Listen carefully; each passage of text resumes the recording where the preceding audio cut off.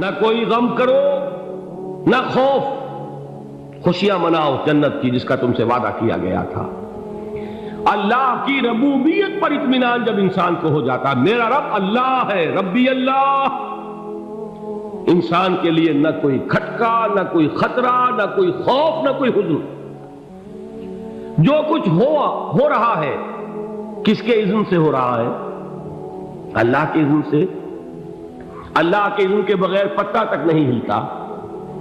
یہ کوئی اندھا بہرا مادہ نہیں ہے جس سے مجھے کوئی خوف ہو۔ اندھا بھینسا چلا رہا ہو اس سے تو ڈرنے کا ہر انسان کو ڈرنا چاہیے، نہ معلوم کس کو ٹکر مار دے۔ لیکن نہیں، اس کائنات کو چلانے والا ایک سمیع و بصیر خدا ہے، وہ جو میرا دوست ہے، میرا ولی ہے۔ اللہ ولی الذین آمنوا یخرجہم من الظلمات الی النور۔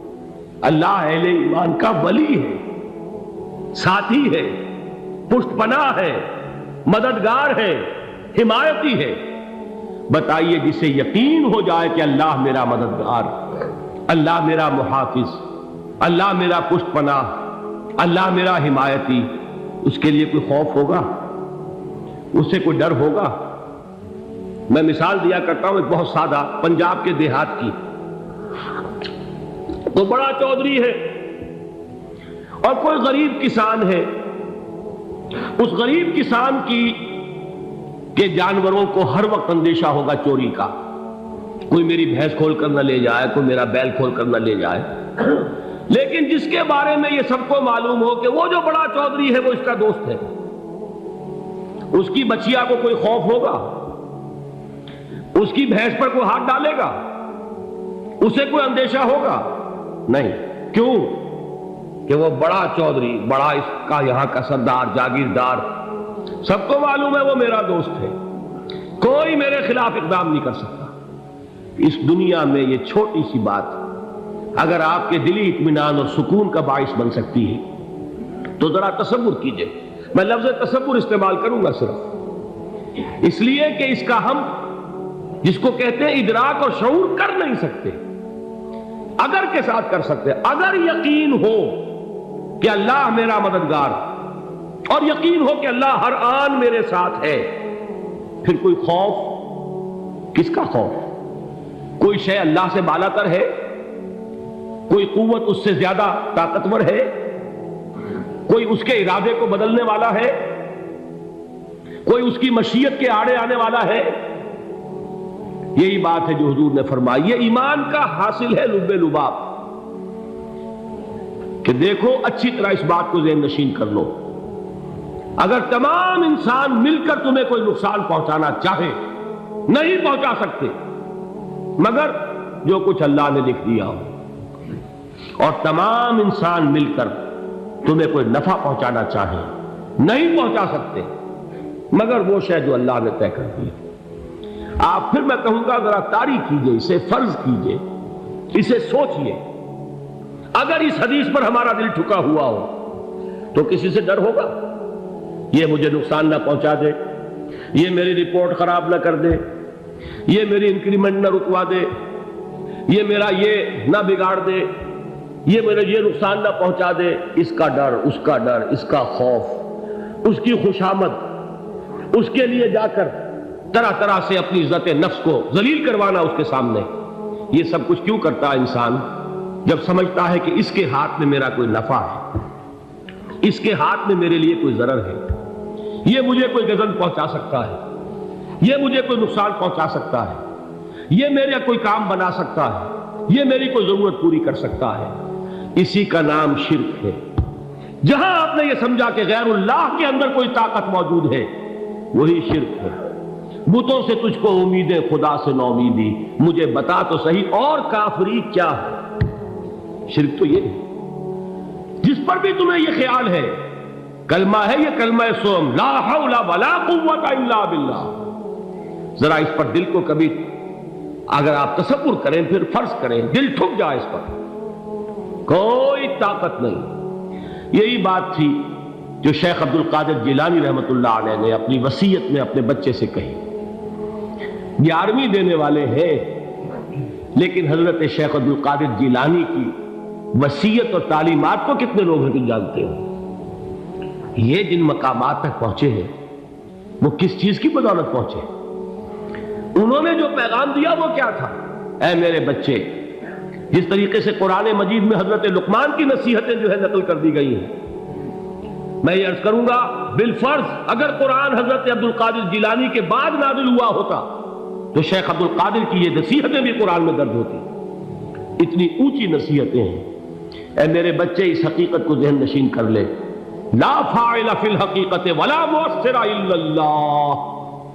اس کائنات میں نہ کوئی فاعل حقیقی ہے نہ مؤثر حقیقی ہے سوائے اللہ۔ کسی شے میں کوئی تاثیر نہیں اگر اللہ نہ چاہے۔ آگ جلا نہیں سکتی اگر اللہ نہ چاہے، پانی ڈبو نہیں سکتا اگر اللہ نہ چاہے، زہر ہلاک نہیں کر سکتا اگر اللہ نہ چاہے، کوئی چیز فائدہ نہیں پہنچا سکتی اگر اللہ نہ چاہے۔ تو در در پہ کیوں سر جھکاتے ہو؟ در در پر کیوں جبیں سائی کرتے ہو؟ سب کے سامنے کیوں ہاتھ پھیلاتے ہو؟ ایک اللہ سے مانگو، ایک اللہ کے سامنے زمین پر اپنی جبین رکھو۔ لا فاعل فی الحقیقت ولا مؤثر الا اللہ۔ نظر آتا ہے ہمیں کہ پانی پیاس بجھا دیتا ہے، پیاس بجھانے کی صلاحیت پانی میں نہیں ہے، اللہ کے اذن سے۔ کھانا بھوک مٹا دیتا ہے، بھوک مٹانے کی صلاحیت کھانے میں نہیں ہے، اذن رب میں ہے۔ دیکھیے یہی یقین تھا حضرت موسیٰ علیہ السلام کا واقعہ یاد کیجئے۔ سامنے سمندر آ گیا ہے، قوم دیکھتی ہے پیچھے کہ گرد و غبار کا طوفان ہے۔ معلوم ہوا کہ فرعون اپنے لشکر سمیت آ گیا۔ لشکر جب چلتا تھا تیز رفتاری کے ساتھ تو گرد و غبار کا جو طوفان اٹھتا تھا اس کا تصور کیجیے، اور لمحہ بلمحہ وہ قریب آ رہا ہے۔ پوری قوم نے کیا کہا؟ اے موسیٰ انا لمدرکون، اے موسیٰ ہم کو پکڑے گئے۔ قرآن مجید نے تو یہاں وہ باتیں نہیں لکھی ہیں، لیکن تورات میں یہ درج ہے کہ بنی اسرائیل جھگڑنے لگے، دست و گریبان ہو گئے موسیٰ کے ساتھ۔ موسیٰ نے یہاں مروایا لا کر، اس سے تو ہم ہی بہتر تھے، وہاں کھانے کو ملتا تھا، زندگی تو تھی، بیگار ہم کر رہے تھے، موت تو نہیں تھی۔ اب جو کچھ ہوگا اس کا تصور کرو، جس طریقے سے ہمارے ٹکڑے اڑائے جائیں گے۔ تو لڑ رہے ہیں حضرت موسیٰ علیہ السلام سے۔ یہ تورات کی تفصیل ہے، قرآن میں صرف اتنا آیا ہے، پریشان ہو کر انہوں نے کہا انا لمدرکون، موسیٰ ہم کو پکڑے گئے۔ اس وقت موسیٰ کا جواب کیا ہے؟ کلا ان معی ربی سیہدین، نہیں، میرے ساتھ میرا رب ہے، وہ راستہ دے گا۔ بتائیے کہاں راستہ نظر آ رہا ہے؟ یہ ہے ایمان بالغیب۔ راستہ نظر نہ آئے تب اللہ پر یقین ایمان ہے۔ جیب میں پیسے ہوں اور تب دل کو اطمینان ہے تو ایمان کس پر ہوا؟ پیسے پر، اللہ پر نہیں۔ جب وسائل و ذرائع نہ ہو اور پھر یقین ہو کہ اللہ مسبب الاسباب ہے، وہ اسباب کا پابند نہیں ہے، وہ اسباب کا محتاج نہیں ہے، اسباب اس کے محتاج ہے۔ اگر یہ یقین ہے تو اللہ پر ایمان ہے، یہ نہیں ہے تو تمہارا ایمان اسباب پر ہے، وسائل پر ہے، ذرائع پر ہے، مادیات پر ہے، اللہ پر نہیں۔ اس وقت کہاں راستہ تھا؟ کوئی راستہ تھا؟ سمندر ہے اور ادھر سے لشکر آ گیا ہے۔ کلا ان معی ربی سیہدین۔ اب دیکھیے ایمان کہہ دینا آسان ہے، ہوا معکم اینما کنتم، جہاں کہیں بھی تم ہوتے ہو اللہ تمہارے ساتھ ہوتا ہے، لیکن اس کا یقین قائم ہو جائے تو زمین و آسمان کا فرق واقع ہو جائے۔ یہی بات ہوئی حضور کے ساتھ۔ غار ہے، چھپے ہوئے ہیں محمد رسول اللہ اور آپ کے وہ یار غار ابو بکر صدیق رضی اللہ تعالی عنہ۔ اقبال نے حضرت ابو بکر کی شان میں چند اشعار کہے صرف، لیکن واقعہ یہ ہے کہ بھاری بھاری نظموں پر اور قصیدوں پر بھاری ہے، طویل ترین نظمیں اور قصیدے ہوں ان پر بھاری ہے۔ ہمتیں ابو بکر کی ہمت جو ہے، کشت ملت را چوں ابر، جیسے بارش سے کھیتی اپجتی ہے، ابو بکر کی ہمت اور عزیمت اس امت کو اسی طرح سینچنے والی ہے۔ ثانیے اسلام و غار و بدر و قبر، وہ دوسرے تھے اسلام میں، دوسرے پہلے کون تھے؟ انا اول المومنین، حضور فرماتے سب سے پہلا ایمان لانے والا میں، دوسرے ابو بکر۔ ویسے ہمارے ہاں یہ چلتا ہے اختلاف، حضرت علی پہلے ہیں کہ حضرت ابو بکر پہلے ہیں، لیکن اس میں بڑی خوبصورت تطبیق قائم کی ہے علماء نے، اور بہت صحیح ہے۔ چار کے بارے میں فیصلہ ہی مت کرو کہ کون پہلے، ان کی ایک عجیب تقسیم کر دی ہے۔ آزاد مردوں میں، بالغ مردوں میں سب سے پہلے ابو بکر، بچوں میں سب سے پہلے علی، خواتین میں سب سے پہلے خدیجہ، اور غلاموں میں سب سے پہلے زید بن حارثہ۔ بڑی پیاری تقسیم ہے، یہ چاروں ہی پہلے ہیں، ہر ایک کے لیے اولیت ہے۔ اور واقعہ یہ ہے کہ اگر زمانی اعتبار سے تعین ہوگا تو پہلے خدیجۃ الکبریٰ آئیں گی رضی اللہ تعالی عنہ، کسی اور سے بات کرنے کی نوبت بعد میں آ سکتی ہے، پہلے تو اہلیہ محترمہ سے بات ہوئی، آتے ہی پہلی وحی ہوئی ہے، ابھی تبلیغ کا حکم نہیں تھا۔ کس کو بتایا واقعہ؟ ابھی اپنی نبوت کی تبلیغ کا تو حکم ہی نہیں آیا، واقعہ کس کا ہے؟ وہ خدیجہ کا ہے۔ جب کہا ہے کہ خشیت علی نفسی، مجھے اپنی جان کا اندیشہ ہے، تو کیا جواب دیا خدیجہ نے رضی اللہ تعالی عنہا؟ وہ صدیقۃ الکبریٰ ہے، صدیقات جو ہے خواتین ان میں چوٹی پر خدیجۃ الکبریٰ ہے رضی اللہ تعالی عنہا، اور صدیق جو مرد ہیں ان میں صدیق اکبر ہے ابو بکر صدیق رضی اللہ تعالی عنہ، لیکن صدیقات میں چوٹی پر۔ جب حضور نے فرمایا خشیت علی نفسی، کیا فرمایا، کیا عرض کیا، کیسے تسلی دی؟ نہیں نہیں، اللہ آپ کو ضائع نہیں کرے گا، آپ غریبوں کے ہمدرد ہیں، آپ مساکین کے تکالیف رفع کرنے والے ہیں، آپ بیواؤں کی سرپرستی کرتے ہیں، آپ مسافروں کی خدمت کرتے ہیں، اللہ آپ کو ضائع نہیں کرے گا۔ یہ یقین ہے اس خاتون کے اندر۔ خیر وہ ایک علیحدہ بات ہو جائے گی۔ میرے دل پر حضرت خدیجہ رضی اللہ تعالیٰ عنہ کی شخصیت کا بڑا گہرا نقش ہے، جو وہ کوئی اور ہی وقت اور موقع ہوا تو بیان ہوگا۔ بہرحال اقبال نے ایک مصرے میں جو چار اولیتیں جمع کر دی ہیں، ہمتیں او کشت امت را چو ابر، ثانی اسلام و غار و بدر و قبر۔ اسلام میں حضور کے بعد پہلے کون؟ ابو بکر۔ غار میں حضور کے ساتھ کون؟ ابو بکر۔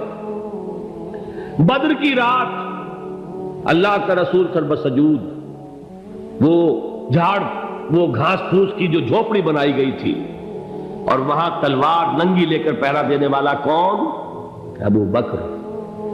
اور اس حجرہ عائشہ میں محمد کے بعد سب سے پہلے دفن ہونے والا کون؟ ابو بکر رضی اللہ تعالی عنہ وصلی اللہ علیہ وسلم۔ وہ جو معاملہ میں سنا رہا تھا غار ثور کا، حضرت ابو بکر بھی حضور کے خیال سے لرز گئے ہیں۔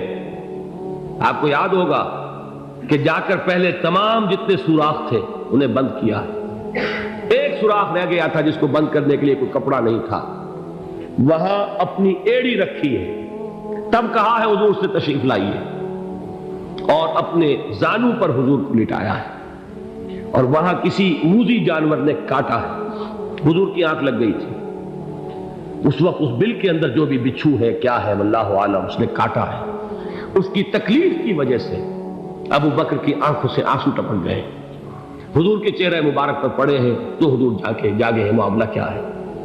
ایڑی نہیں ہٹائی وہاں سے، مبادا وہ جانور وہاں سے نکل کر محمد الرسول اللہ کو کوئی گزن پہنچا دے، ابو بکر کی ایڑی ہے، جس طرح چاہے کھا لے، ختم کر دے، جان نکل جائے تب کوئی آنچ آئے، محمد پر تو آئے، لیکن جیتے جی نہیں۔ وہ ہے ابو بکر۔ حضور کے خیال سے اس وقت حضور نے پھر اپنا لعاب دہن لگایا ہے، اور اس سے پھر آپ کی تکلیف ختم ہوئی۔ جیسے خیبر میں حضرت علی کی آنکھ دکھ رہی تھی، اس کو جو شفا حاصل ہوئی ہے وہ بھی حضور کے لعاب دہن سے ہوئی۔ تو بہرحال اس وقت انہوں نے کہا ہے کہ اے نبی یا رسول اللہ، اگر اس وقت ان میں سے کسی نے غیر ارادی طور پر بھی اپنے قدموں کی طرف جھانک لیا تو پکڑے جائیں گے، کیا جواب تھا اللہ کے رسول کا؟ لا تحزن ان اللہ معنا، اللہ ہمارے ساتھ ہے، کیوں گھبراتے ہو ابو بکر؟ یہ ہے ایمان باللہ، میرا مالک اللہ، میرا رازق اللہ، میرا محافظ اللہ، میرا مددگار اللہ، میرا پشت پناہ اللہ، میرا دوست اللہ۔